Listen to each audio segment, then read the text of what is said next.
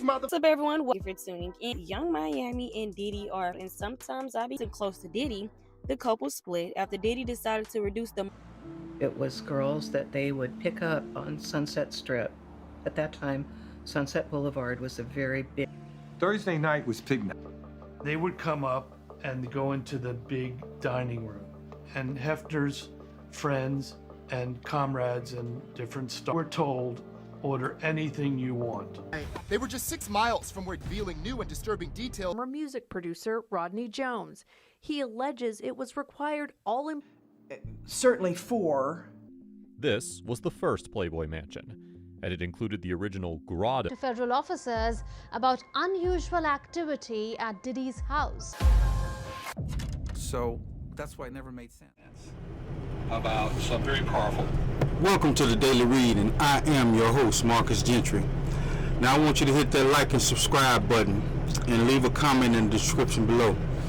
We're going to get started today. I want to welcome you guys back, especially on iHeartRadio. You guys have been missing me for a few weeks now. My moving studio had a breakdown, so I had to transfer all of my equipment to another moving studio. So now we're here in a new studio, and we're going to keep this thing going, and especially for you guys on iHeartRadio. I almost got canceled on that program, on that platform. But today we're going to talk about Diddy. And I also got some other things that I'm adding to the show, like a movie review. I'm going to talk about certain stocks that are doing well in the market that I think some of you guys need to buy if you're into stocks. Okay, but we're going to talk about Diddy. You know, I feel he is the most prolific gangster of our generation. Big Meech was a generation right before me. Then you had Bumpy Johnson and people like that. But he's not the only one. You got to realize what's going on here, people. Diddy is the one that got caught.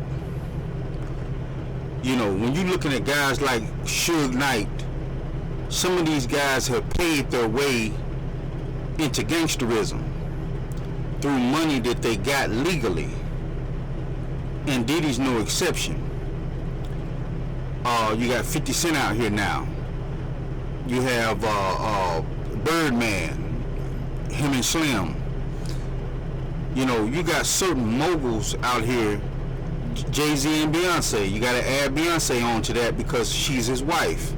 Believe me, she knows about most of the things that's going on behind the scenes. A lot of these men have paid their way into gangsterism. And the public needs to understand this. But we're going to break this whole Sean Puffy Combs down into 3 parts. I'm going to do a 3-part series about this. And the first series, which is today, we're going to talk about the fact that this man was a pimp. We're going to talk about the gangster side. We're going to talk about the mogul side on different shows. But today we're strictly talking about the pimp side of Puff Daddy. And I don't feel like none of these women are victims. You can claim these women are victims all you want. It's okay. But I've been around whores. I've been around prostitutes. I've been in them hotel rooms where women have had sex with 4, 5, 6 men a night to get that money. And yes, we sat there. We sat there with that pistol just in case somebody tries to rob us. These women are not victims. Some of these women are scammers. Some of these women feel like there's blood in the water and they act like sharks or barracudas. Let me remind you of a woman who filed charges against the president. She had a blue dress that she put in the back of her closet for 20 to 30 years. I'm not going to say this woman's name because she's out here suing people. But this woman put a blue dress in the back of her closet for 20 to 30 years. That doesn't sound like a victim to me. That sounds like a woman who plotted and planned just in case things didn't go right in her career to get some money. And there's a lot of women out here doing this. They're not victims. Okay? Let's get that understood. Gone are the days, and this is for my talk radio guys. iHeartRadio is the new talk radio. So if you're not seeing me on YouTube, but you're listening to my voice on talk radio is iHeartRadio now. This is where you go to get your commentary on certain things that's happening from a different perspective than a lot of people. And it's a good thing, because sometimes you need detractors. Some of you might think that I'm taking up for Diddy. I'm not. I'm just letting it be known that feminism, and I want y'all to listen closely, feminism destroyed the family structure in America. Not only did it destroy the family structure in America, but feminism destroyed the pimping game. Let me break that down for you. Anybody that's married will always say, especially if they're in the church, that a man should have cover over a woman and her kids, right? That was a pimp's job. So when feminism snatched the male out of the homes and started making all of these single mothers, it affected the streets too. Feminism destroyed the pimps. Now all of a sudden people are looking at pimps like they're womanizers, beaters, abusers. And I remember when I was younger, people like Don Juan used to pull up on the block with 5 or 6 women, open up his trunk, turn on his stereo so his speakers can bump the music real loud, and his girls would get out the car and they would dance. They were advertising. A lot of this stuff has to do with advertising. And all the guys that out there, you know, they would circle up and look at the women, you know, with their ass in the air. And pimps had a lot of respect in the streets because pimping is part of the street life. But feminism destroyed the male structure in the household. So when feminism destroyed the male structure in the household, it bled over into the streets. So now you don't have pimps anymore. You might have a few here and there. Usually these guys that are pimps are already rich. Back in the day, you didn't have to be rich to be a pimp. You just had to have a smooth game and convince a woman, let's go get this money. Now you literally have to be a mogul to be a pimp these days. You got to already have the money. Because, like I said, feminism has destroyed the family structure and it destroyed the streets. Because you got real life gang members out here now who look down on pimps. You got real life gangsters, killers, drug dealers who used to admire pimps, how they dressed, had the latest slip-ons, the latest gangster, the latest, you know, double monk straps, the latest Stacy's. They had the latest brands on. But now you don't hear nothing about guys like Don Juan no more. Because they're moguls now.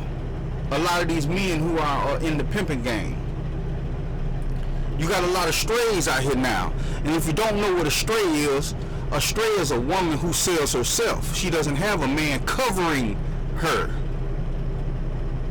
I went back to that word, covering. I remember back in the days, a prostitute used to tell other prostitutes who were strays, You can't work over here. This is my man's block. All the women over here work for him. You can come work for him too, but if you don't want to come work for him, you got to go on about your business. And that would filter out strays. They would have to either get with the pimp or go somewhere else. But now, just like you got a lot of fatherless homes, you got a lot of prostitutes and ladies of the night running around here without no pimps. They getting robbed out here. They getting stabbed, shot. A lot of these women are on drugs, junkies. Pimps used to stop a lot of that stuff. Even if they have to stay in a hotel room and watch you have sex, they're gonna make sure that creep that's buying your sex is not gonna rob you and strangle you to death. But we finna get into a show. It's an interesting show, people. And like I said, later on we're gonna do a movie review, and I'm slowly adding things into my show that I think would be a good thing. If you like the show, if you don't like the show, you could be a detractor. I don't care. Leave a comment in the description below. The Daily Read, your source for news, politics, sports, and all things trending. Here's your host, Marcus Gentry. Every week we had to go and ask Hef for our allowance. You would have to go to Hef's bedroom, Friday morning. We usually like to go at least in twos. Let me pause this and let you guys know what you're looking at. I'm trying to show you that P. Diddy, which everybody is trying to downgrade now and distance themselves from, he didn't happen overnight. There are orgy parties going on right now in Hollywood. That's the reason why people in Hollywood haven't really spoke up or said anything, because they liked the stuff that P. Diddy was putting down. They attended his parties. And now the new P. Diddy out there, they're attending his parties. You got to understand, this is not stopped. This has been going on since Caligula. And if you don't know who Caligula is, look up Rome and Caligula. Orgy parties and whores and all of this stuff and pimps. This stuff has been going on since the beginning of time. Prostitution is like one of the oldest professions in the world. In the world. And the problem is that America and the West has tried to make these women look like victims. You're not a victim, lady. You could have went somewhere and joined a church or a synagogue. You didn't have to be at that mansion spreading your legs. You wanted to be there. And I'm finna show you how P. Diddy tried to mimic Hugh Hefner. Because let me break this down for you guys that love my commentary. Hugh Hefner was one of the biggest pimps in America. And he advertised through his magazines to make everything look legal. Whenever you see a movie star who quote unquote says, I'm going to do Playboy, what she really saying is, I'm broke, I'm not getting no movie deals, I'm going to go sell my body for about a year so I can keep my money flowing. Understand what this is, people. To us who go and buy Playboy magazines, we just looking at, oh, the movie star such and such is doing a feature in Playboy. So we go pick up the magazine and we looking like, damn. But rich men are looking at this magazine as propaganda. These women are promoting themselves through Playboy. these multi-millionaires, it might be an oil tycoon in Saudi Arabia. He might call Hugh Hefner up and say, hey man, I give you $1 million. Let me have sex with that woman. Hugh Hefner arranges it. Some of these multi-millionaires had rooms inside the Playboy Mansion. I mean, dedicated rooms. Sammy Davis Jr., Muhammad Ali, you know, the Godfather of Soul, James Brown. A lot of these men, some of them were married, had special rooms in the Playboy Mansion that it was just dedicated for them. And they would go in there, stay a couple of days, have sex with whatever newest starlet who's not getting no work no more in Hollywood. Everybody know who she is. But when the news people get a hold of it and they say, star such and such, Deborah McCord, we gonna give a fake name to keep from being sued out here. Deborah McCoy done 5-6 movies. She disappeared for 2 years, ain't nobody picking her up no more. She done aged out. Now all of a sudden, all the broke people, or all the men who make under $100,000, they go pick up the magazine. But the multi-millionaires are picking up the magazine too. It's advertising. All they gotta do is pick up the phone and call Hugh Hefner. Hey man, you know, Diddy tried to do the same thing with the music instead of the magazines. Look at Young Miami. How many of y'all know a Young Miami song? Just think about that for a second. She's trash. Look at some of the entertainers over the last 10 years that Puffy has put out in the industry. They're trash. But he had to do it to keep everything legal. Young Miami was getting $500,000 a month. He dropped her payment down to $200,000 a month. That money was not for her rapping, singing, and all of that. She's garbage. That money was for her services. She needs to be on call whenever one of his homeboys come by his mansion and he says, hey, you want some sex? You want a girl to blow you off? Get on the phone, call Young Miami up.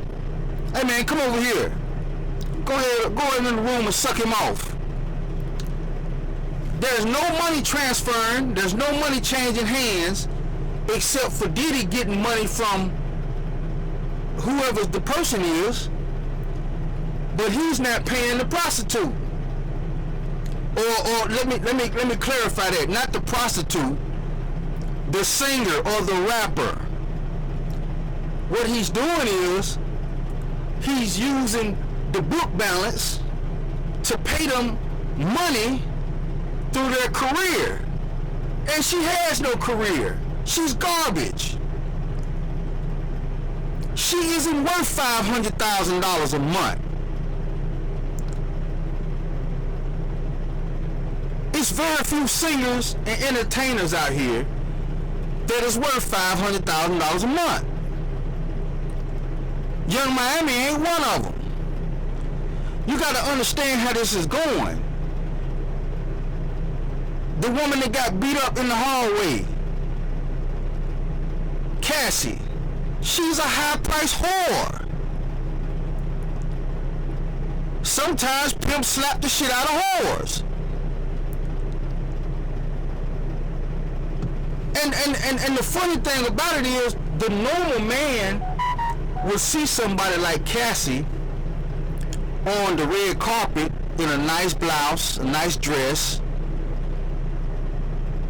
and she's on the arm of P. Diddy, and they thinking, oh, look at them, cute couple, behind the scenes, all the rappers that know P. Diddy know who she is.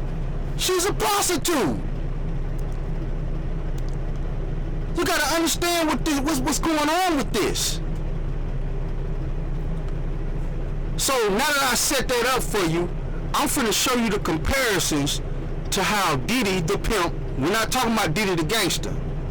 We're gonna do that on another show. This is gonna be a 3-part series. Diddy the Pimp, the Gangster, and the Mogul. Right now we're just talking about Diddy the Pimp. And when I said that we might be looking at the biggest gangster since Big Meech or Bumpy Johnson, I think Diddy was bigger than Big Meech and Bumpy Johnson, because Diddy didn't just have his hands in drugs and guns. He had his hands in prostitution, had his hands in music, and he's not the only one. So let's continue on. I'm going to show you the comparisons. We usually go together. Sit on his bed and say, "Hi, honey, I'm here for my allowance," which was $1,000 a week. The wardrobe allowance was $2,000 for any events or any parties that were being held at the mansion.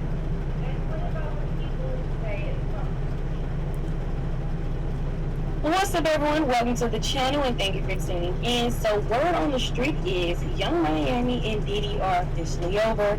Now this did come from Media Takeout, and sometimes I be hearing some iffy things about Media Takeout. Now they said the relationship between female rapper Young Miami and Diddy is officially over.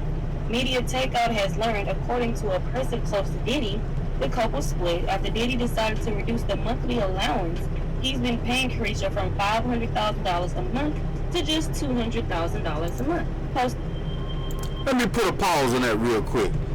$500,000 a month. She gets mad because the payments drop down to $200,000 a month. And I'm gonna tell you why the payments drop down. Because ain't nobody checking for you no more. Diddy pays whores that a lot of people want. He's not gonna keep paying you $500,000 if you ain't worth $500,000, and we ain't talking about your damn music. This is crazy. Let's keep going.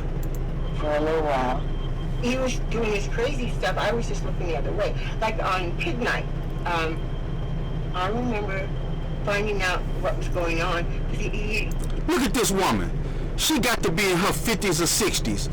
She looked like she was loose as hell. She looked like she was a loose woman when she was in her 20s. She looked like she was loose. Just look at how she lounging on that couch. She looked like one of the women that you could just, man, pull your penis out, stick it straight in her mouth. This is what Hugh Hefner was working with right here. He said, I'm busy in the early part of the evening. Some people are coming over. And then somebody told me what it was. It was a butler day said it's Pig Night. I said, what? Every Thursday night, Hefner had 2 pimps bring up 5 or 6 girls each in their cars. It was girls that they would pick up on Sunset Strip. At that time, Sunset Boulevard was a very big prostitution place. That's where you went to pick up somebody. It was called Pig Night, but we as butlers were always told, do not call them pigs. This was Hefner's term for them. I don't know why he called them pigs. Thursday night was Pig Night, when the guys on the mansion list were expected to bring women. They were ranked. There was a hierarchy of whether you were a 10 or an 8 or a 6. They would come up and go into the big dining room, and Hefner's friends and comrades and different stars, movie stars, television stars, would sit around the table with them. And as the butlers, we would serve them dinner. They were told, order anything you want. Hefner would sit at the head of the table. He would never eat dinner with them. He would smoke a pipe and observe the girls.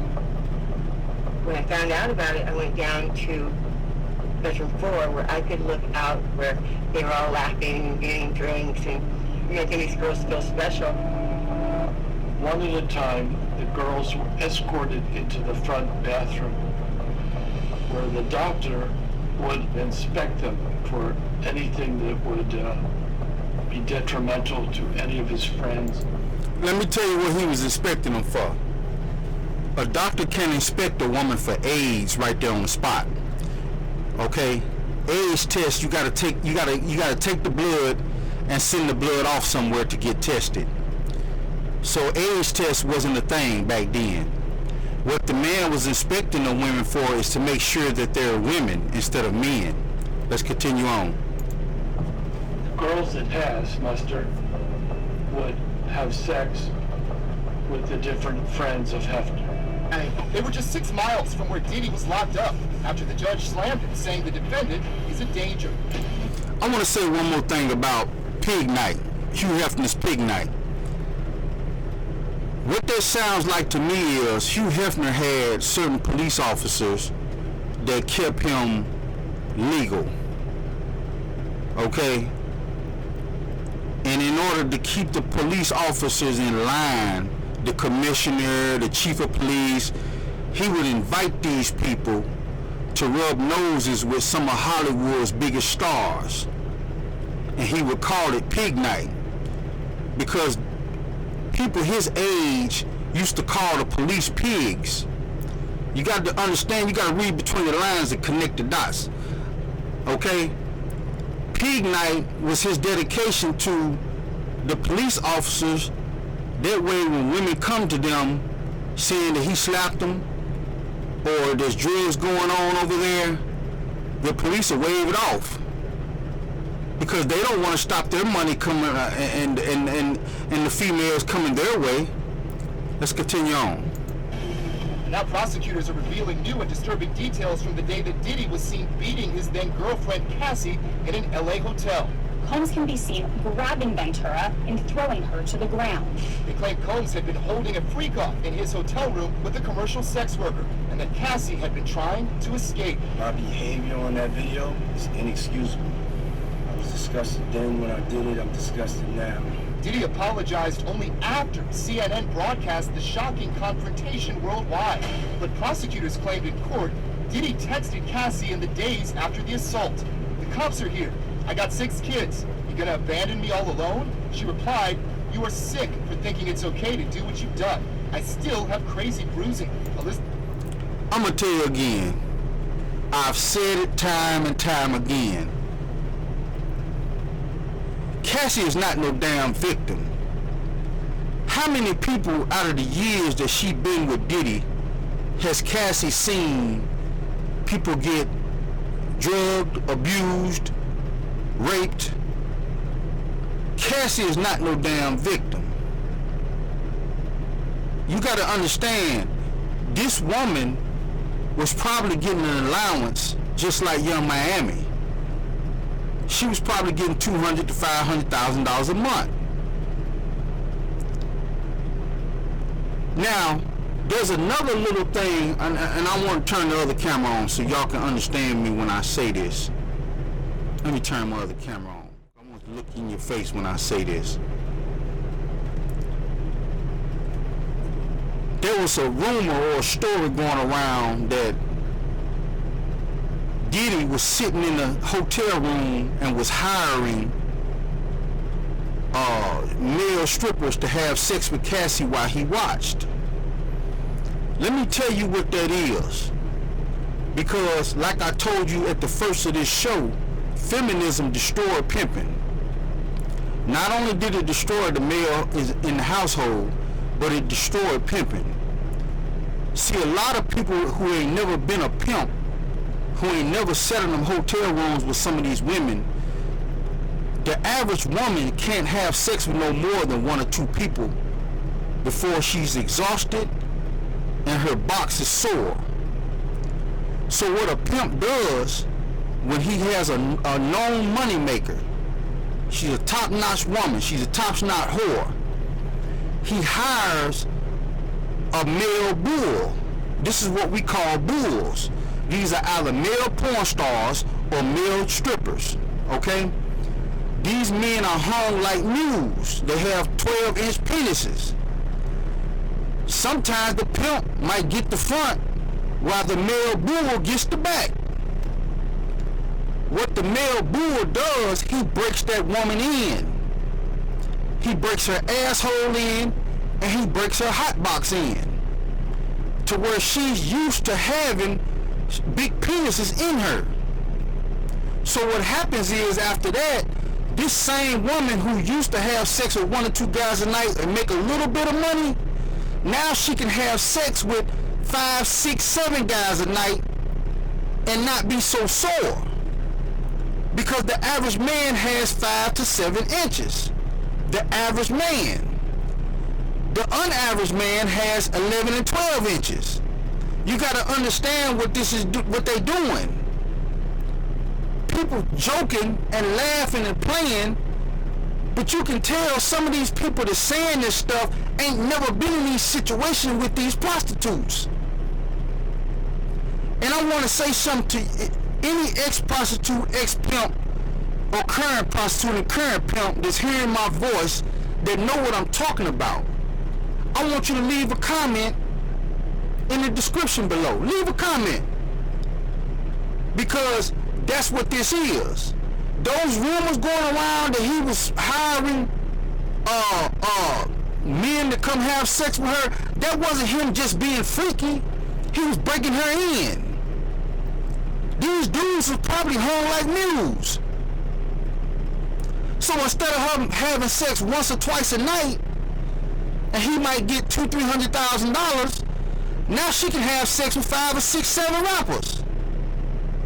Sometimes she might be able to have sex with 3 or 4 guys at a time. You got to understand what this is, people. Now let's get back to it. Puff pretended he wasn't involved in any hard drug use at the mansion, but that was just a lie. Clearly, down the line, were used for sex. Everything felt good to touch. Everything felt soft, focused, and it was lovely. Usually you just took a half. Now, if you took 2, you'd pass out. It was such a seduction, and the men knew this, that they could get girls to do just about anything they wanted if they gave them a prelude. This piece that we almost always see in pink or pink cocaine is ketamine, a dissociative drug, something that makes people feel like they're detached from reality. The second component is psychedelics. Bill Bodner is a former DEA agent. He says despite its name, oftentimes there is no cocaine in the toxic mix of drugs, which includes synthetics like ecstasy, methamphetamine, and benzodiazepines. The drug, also known as 2C, acts as both a stimulant and a depressant. Very, very cheap to make, and they can kind of tailor the drug to what the drug user is looking for, the perceived effects that the drug user is looking for. Pink cocaine got its start in Latin American nightclubs as a party drug. Recently, it was linked to Sean Diddy Combs in a lawsuit filed by his former music producer, Rodney Jones. He alleges it was required all employees, from the butler, the chef to the housekeepers, to walk around with a pouch or fanny pack filled with cocaine, GHB, ecstasy, marijuana gummies, and 2C, a pink drug that is a combination of ecstasy and cocaine.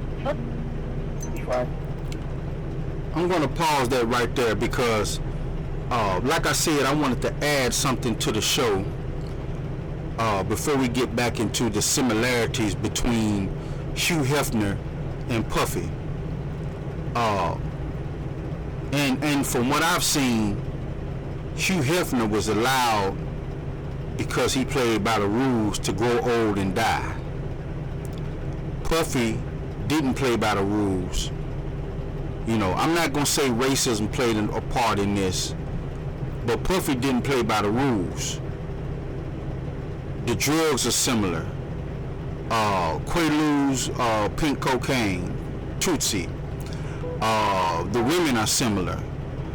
The payments every month. The magazine versus the music career. There's a lot of similarities between Hugh Hefner and Puffy. The problem with Puffy is he didn't play by the rules. People knew who Hugh Hefner was. but he wasn't so flamboyant. You hardly ever saw Hugh Hefner on a red carpet. You hardly ever saw Hugh Hefner making multi-million-dollar deals with liquor companies. Okay? So the similarities are there, but Puffy didn't play by the rules.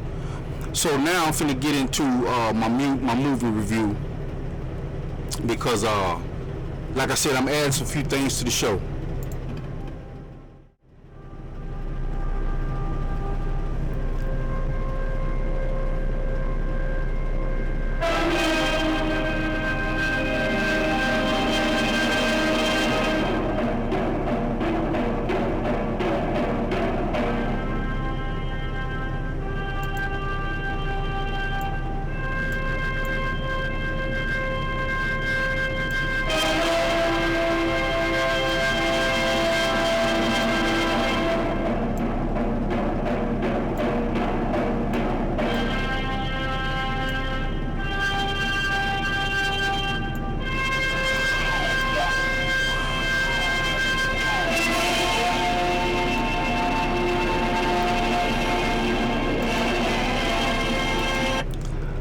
Thank you for that, guys. I just made that that movie clip was I had to add that. That movie clip right there is something special. It's funny. But this is my movie review for this week, and we're looking at From. You want to play game? I wanted to talk about I wanted to talk about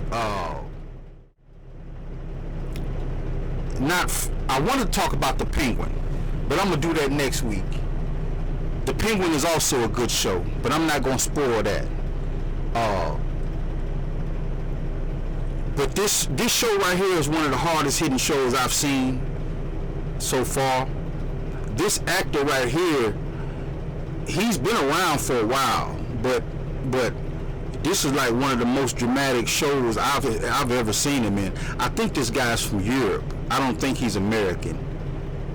I think he's one of those, like Idris Elba. I think he's one of those European actors who's black, but he comes over here to Hollywood and makes a good living for himself. But this guy right here, man, he's a beast. Let me give you a sample of what I'm talking about. I'm right here.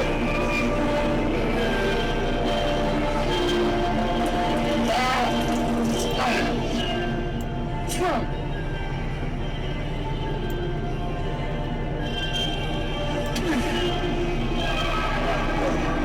It's your blood now, motherfucker.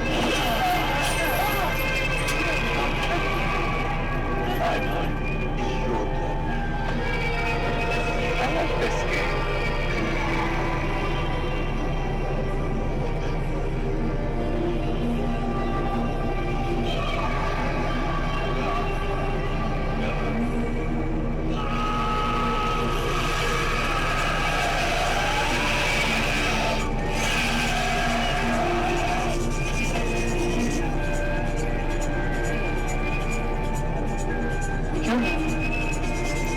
I'm telling you guys, this show is off the chain. If you haven't seen the first season, we're in season 2 of From, and if you haven't seen the first season, you really should check it out. The show is great, people. And I highly, I'm gonna take a page out of my guy on the Pirate Show. I highly recommend it. The show is good. You need to binge watch season 1 to catch up with season 2 because it has a lot of twist to it, people. A lot of twist to it. And it's an overall good show. But we're going to get back into the main show, talking about Diddy the Pimp. And again, that movie is called From. And you guys need to go check it out. Find it on your nearest app. No people got apps on their phone. They're getting free movies and stuff like that. Find it on your nearest app. Type in From, and it should pull it right up. Now let's get back into it. Lisa's Q or Hef's Q or something. Cassandra's cue that enabled certainly 4 and sometimes 5 different prescriptions for the same medication to feed the machine. Some of you may be shocked to discover that Hugh Hefner's had a Playboy mansion before. In reality, in the 1950s and 1960s... You see that Marilyn Monroe?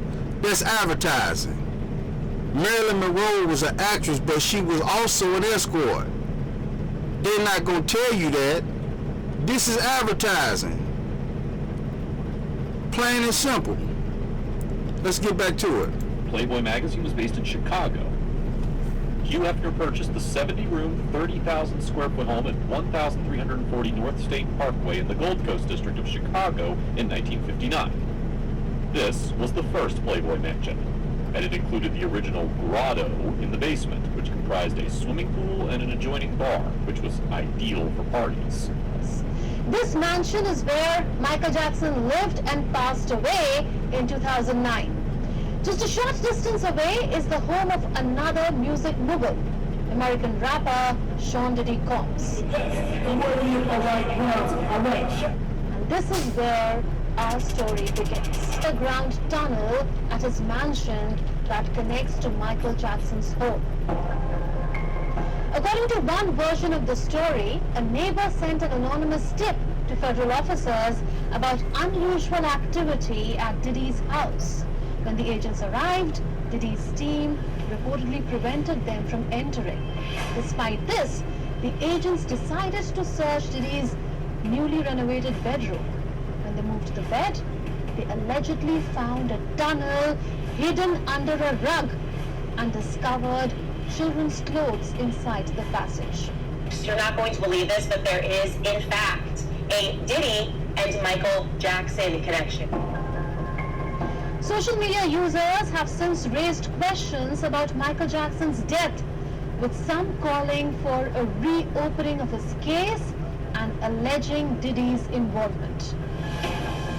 However, it's important to note that there is no evidence confirming the existence of this tunnel, and authorities have not verified these claims.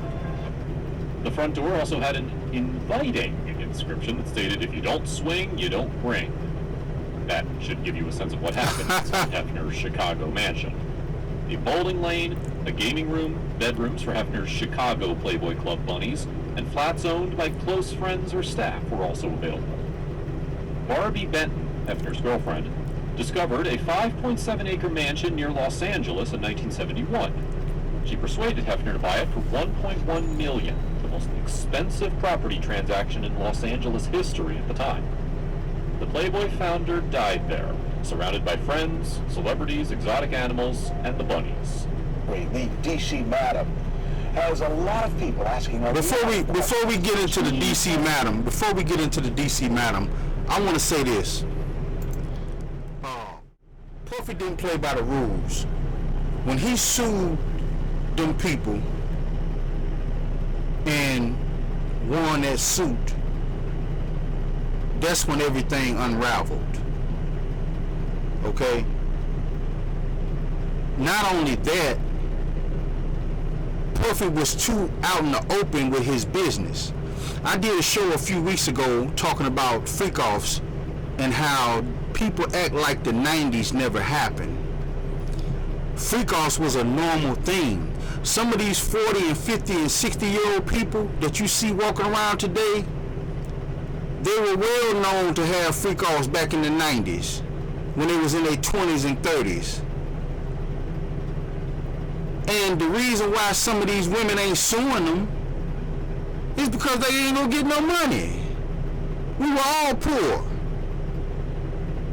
It was times we would go to a club and see a group of girls that was cool with us and be like, "Man, y'all come back over to the crib?" Yeah. We play some cards, drank a little bit more, and next thing you know, somebody done took a girl in the back room having sex with her. And next thing you know, everybody got their clothes off. Some of the girls that didn't want to participate, and this is why I say these women ain't victims, because some of the girls that didn't want to participate, when they found out their friend was back there getting tossed up, she'd be like, "Man, take me home. Alright. Sometimes I would take them home. A few months later, once they start seeing their friends, I keep doing it and keep doing it, they done convinced her to do it. So now she's a willing participant in a freak-off. You gotta understand how this is being played, people. At any given time, any one of these women could have said, man, take me home, I'm going home. I'm finna call me an Uber. Y'all wilding out up in here. You got women walking around with their tits out, baby oil everywhere, people making out in the corners, having sex in the corner. I'm gone. At any given time, these people could have got up and left. They didn't. This is why I say these people are not victims. If I know I'm a part of a situation that I feel like it's trash, I'm out. Say it again. If I feel like I'm part of a situation I feel like it's trash and not for me, I'm out. Now, I'm finna talk about two people to end the show up. This is important. We're gonna talk about the DC madam and Epstein. I remember, and I know some of my people that watch my show like for me to tell my stories. I had got custody of my kids, and I was staying in the projects, and there was a female behind me that was basically being ran through by everybody in the neighborhood. She had kids too, so my daughter and her kids used to play with each other. She knocked on my door one day and begged me to take her to Memphis or Arkansas to the abortion clinic.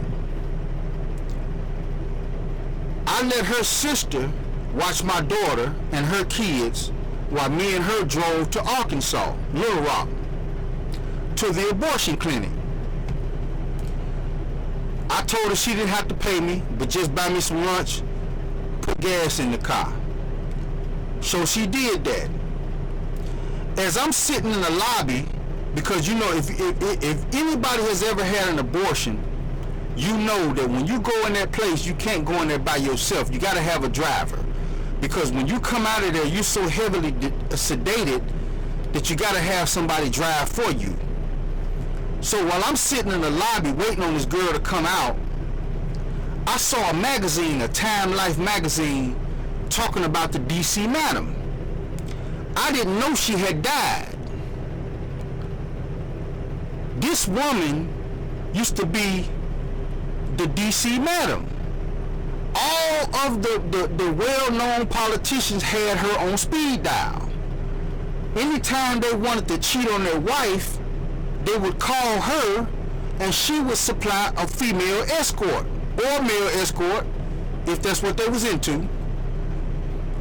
And she had a little black book of all of the politicians. If that woman would have lived, it would have destroyed Washington, D.C.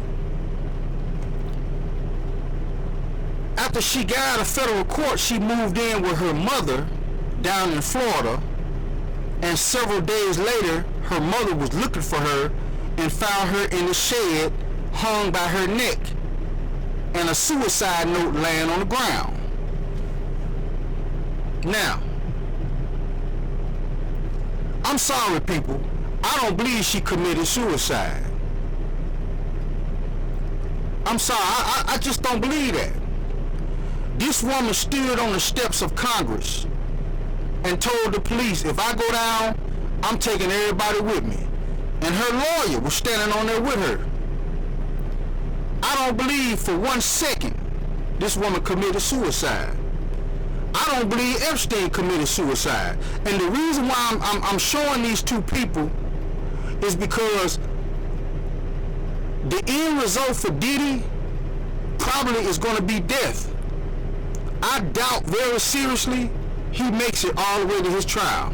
Really a feisty, tough, empowered woman who didn't at all seem to me like the kind of person who would take her own life. The Debbie that I knew in high school And the Debbie that I emailed back and forth with, I did not believe that she would do that. It floored me. It made no sense whatsoever. I talked to her 2 or 3 days before, and we thought we were on track to take an appeal, get her bailed out during the appeal, and continue to fight this thing going forward. So that's why it never made sense. I'm conflicted as to whether Jean's death was a suicide or a very highly organized murder. After Jean's suicide, there was widespread speculation that she harbored some secrets about some very powerful people here in Washington. But D.C. Madam, a woman who powerful men feared for what she knew about them. Was it really suicide? The internet is going bonkers with this one. The night before he died, new documents showed convicted sex offender Jeffrey Epstein left a meeting with his lawyers to call his mother. She had been dead for 15 years. More than 4,000 pages of records obtained by the Associated Press detail the days leading up to Epstein's death and how Epstein struggled to adapt to life behind bars, awaiting trial on federal sex trafficking involving minors. 2 weeks before his death, the 66-year-old millionaire, who had hobnobbed with rich and famous and had his own private island, could not sleep in the now-closed Metropolitan Correctional Center.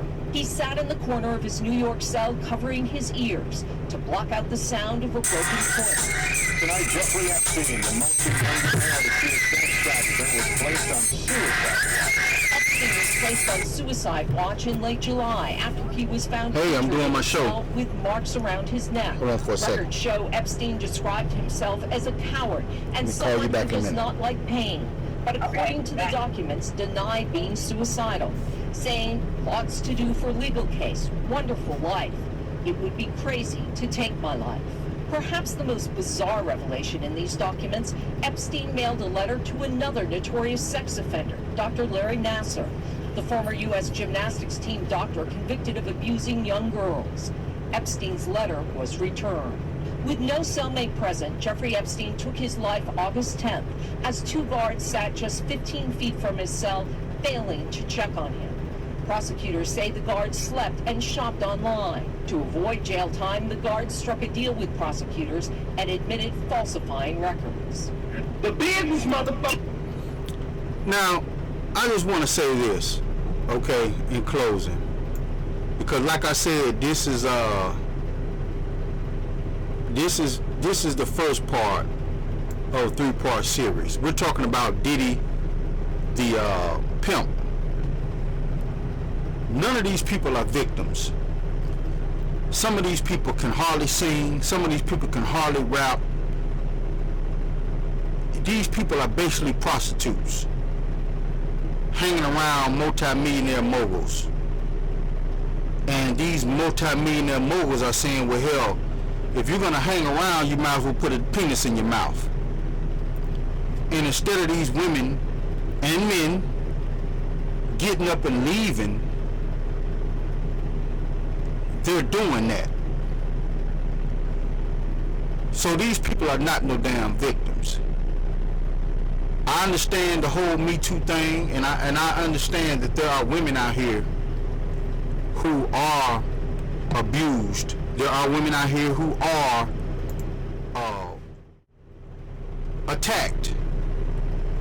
But that's not the most of these women. Some of these women are conniving, been in the streets for years, 10, 20, 30 years. Some of these women have held back dresses. They got cum stains on it, nut stains on it, sperm on it. Some of these women, I'm going to give you an example. Jaguar Wright, she told a story that shouldn't have never even been told because it didn't make her look any convincing at all. She told a story about how Common, the rapper, walked up to her while she was asleep on the couch, pulled his penis out and stuck it in her mouth. She never said whether she sucked it or not. But she obviously didn't call the police.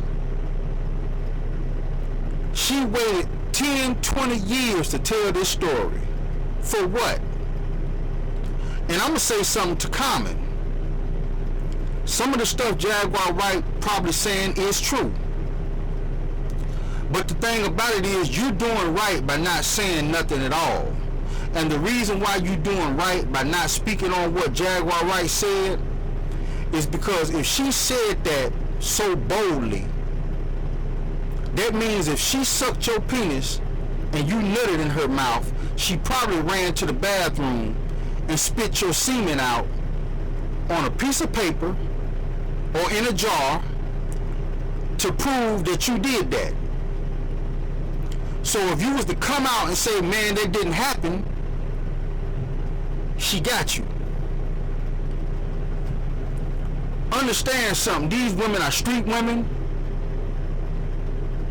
and no matter how many high-priced, high-class clothes they got on, they're whores. Plain and simple. No matter how pretty they look, no matter how many red bottoms they wear, no matter how many times they get on a red carpet, the people around them in Hollywood know that these women are whores.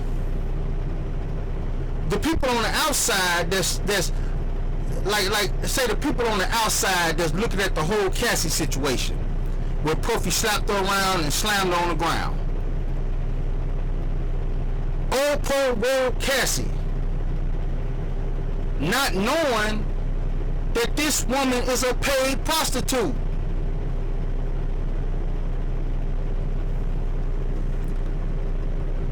These people are sick, and they conniving. I got low tolerance for them because I'm so used to them. I raised 2 girls. I've been a pimp before. I've had several women working for me before.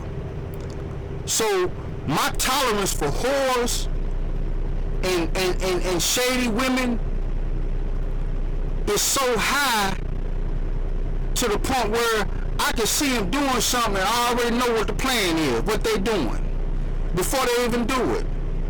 I laugh sometimes at the game, the manipulation they try to pull. I laugh at it sometimes because it's so obvious. But it's not obvious to the people who ain't used to dealing with these women.